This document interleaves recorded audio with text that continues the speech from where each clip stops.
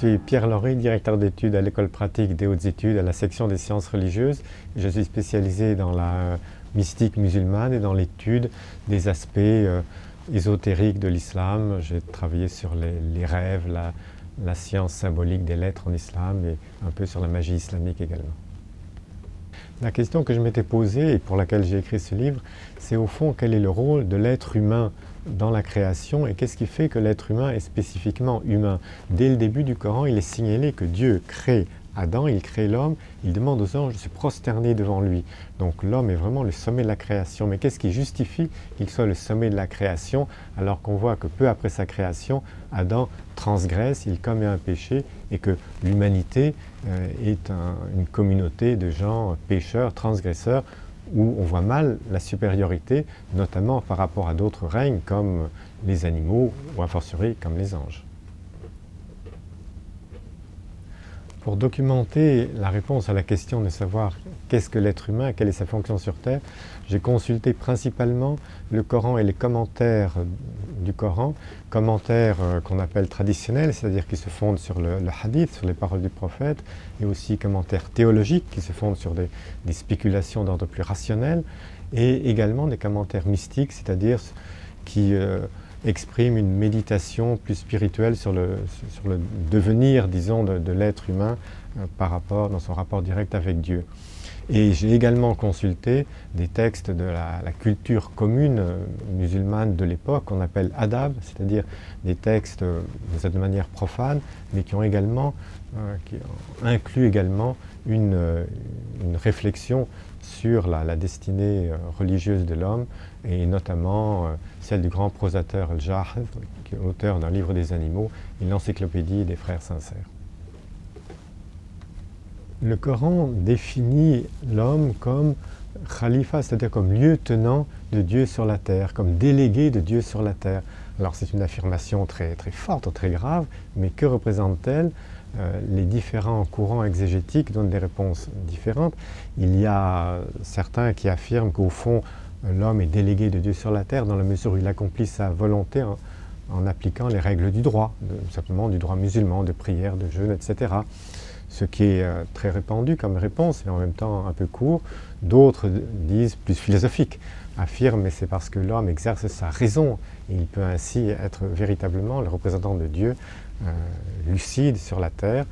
Et les mystiques, enfin, ont une visée large et cosmique en disant mais l'homme est l'être capable de sainteté, il peut être le saint de Dieu sur la terre, le miroir de Dieu sur la terre. Alors contrairement à ce qu'on croit communément, le Coran souligne que les animaux sont des êtres qui ne sont pas dépourvus d'intelligence, au contraire, ce sont des êtres tout à fait conscients. Ils prient Dieu, ils lui adressent une louange, donc ils ont un langage, et Dieu comprend leur louange, Dieu comprend leur langage. Et certains passages du Coran vont même plus loin, puisqu'ils affirment que les animaux sont responsables d'une certaine manière des actes qu'ils posent ou qu'ils ne posent pas, ce qui laisse à penser que ce sont des communautés qui, comme les humains en quelque sorte, sont soumises à Dieu et donc peuvent être comparées à juste titre avec les humains. Alors le Coran, les commentaires du Coran et le droit musulman qui en a été dérivé sont très clairs sur le fait que les animaux sont au service de l'être humain, de son confort, et que les hommes ont le droit de prélever leur nourriture sur les animaux ou leurs vêtements, ou bien leur service, de domestiquer les animaux. Mais il est aussi souligné que l'homme doit respecter les animaux, ne doit pas leur faire de mal, ne doit pas les maltraiter, ni les tuer sans raison, et que la maltraitance envers les animaux sera punie au jour du jugement, de la même façon que la bienfaisance envers les animaux sera récompensée. Donc la solidarité entre les humains d'un côté et les animaux de l'autre est clairement annoncée. Le Coran donne l'exemple particulier des abeilles dans la sourate 16, précisément la sourate des abeilles. Les abeilles ont reçu une révélation de Dieu et elles savent ce qu'elles doivent faire sur ordre de Dieu et elles accomplissent une sorte de communauté que les exégètes ont montré comme étant une communauté parfaite. Les abeilles obéissent à leur souverain et elles forment une entité de laquelle on peut prendre exemple, de laquelle les croyants peuvent prendre exemple parce que les abeilles sont pures, ne mangent que ce qui est pur, produisent quelque chose qui est pur au service des humains. Alors, la tradition musulmane, fondée principalement sur le hadith, signale la présence de certains animaux considérés comme impurs, comme néfastes. L'exemple le plus célèbre est celui des chiens, dont le prophète se méfiait à telle enseigne selon le hadith, il a même dit si les chiens n'étaient pas une umma, une communauté, j'aurais ordonné de les tuer. Cette méfiance par rapport aux chiens peut s'expliquer par le fait qu'à cette époque-là, donc en Arabie, on considérait que certains animaux avaient partie liée avec le monde des démons, le monde des djinns, un monde invisible qui pouvait être dangereux pour les humains, pour leur santé, et que donc il fallait éviter de fréquenter tel ou tel animal, comme par exemple le chien. La culture musulmane médiévale, à travers l'adab, a pas mal parlé du règne animal.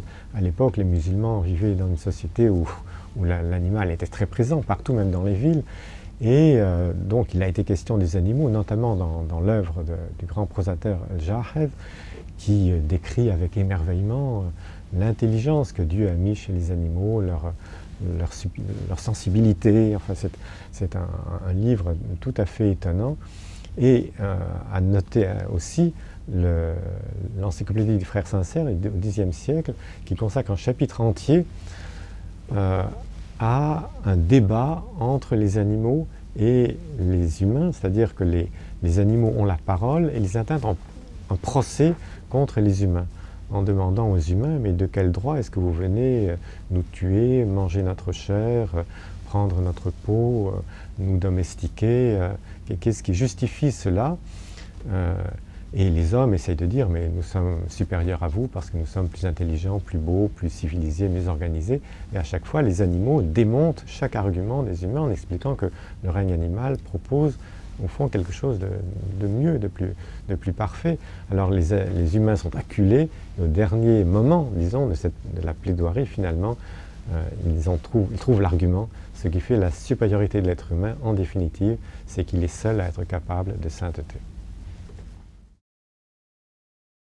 La littérature soufie exprime la proximité entre la vie mystique et la vie animale, parce que les animaux, comme on l'a vu, sont spontanément orientés vers la louange de Dieu et vers la piété. Et les récits des grands mystiques sont pleins d'histoires, de la proximité des maîtres avec des bêtes féroces ou non féroces d'ailleurs. Le grand penseur doctrinaire de la mystique, Ibn Arabi, donc, qui est XIIe, XIIIe siècle, est le principal à avoir pensé le rapport entre règne animal et êtres humains. Les animaux, selon lui, non seulement ont un langage, non seulement ont une piété, non seulement ont une obéissance à la loi religieuse qui leur a été imposée, mais ils ont un rapport direct à Dieu.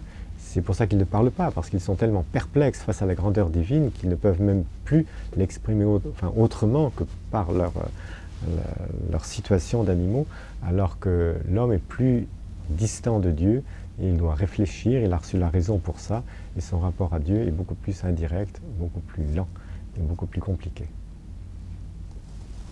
Le Coran et le Hadith définissent les anges comme des êtres célestes, donc proches de Dieu, intermédiaires entre Dieu et le monde terrestre.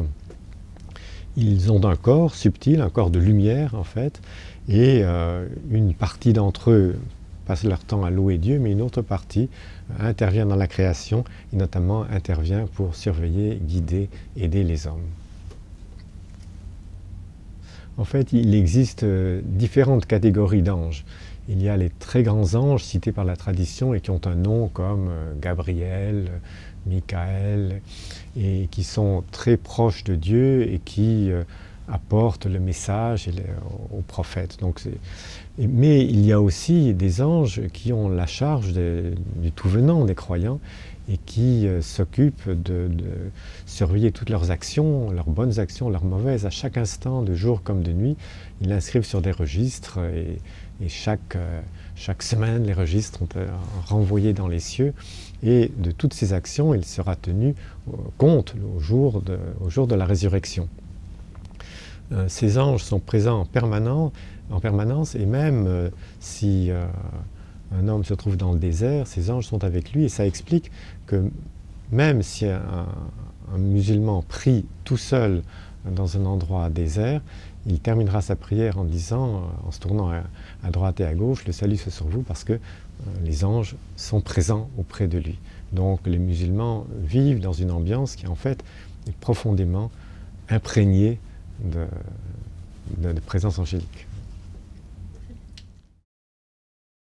Alors en conclusion de tout ce qui a été dit, on peut dire qu'au fond, même si toutes les créatures se trouvent à égalité devant Dieu, qui est le seul qui est vraiment et toute créature est faible et évanescente, mais néanmoins, l'homme a une fonction particulière. En effet, toutes les créatures, même les plus nobles, restent dans leur propre niveau d'existence, c'est-à-dire qu'un ange peut être l'ange le plus élevé, il va rester ange durant toute sa longue existence, de la même manière qu'un animal pourrait être un animal parfait dans son espèce, mais il restera dans ce niveau-là d'animal. L'homme, par contre, est appelé à évoluer, c'est-à-dire qu'il est invité à suivre une trajectoire morale qui peut le mener soit à une proximité très étroite à Dieu, il peut atteindre le niveau spirituel des anges, mais il peut aussi, par sa transgression, faire le choix de déchoir et de devenir pire qu'un démon. Et c'est cette capacité, en quelque sorte, de prendre une direction ou une autre qui fait la véritable spécificité de l'être humain dans toute la création.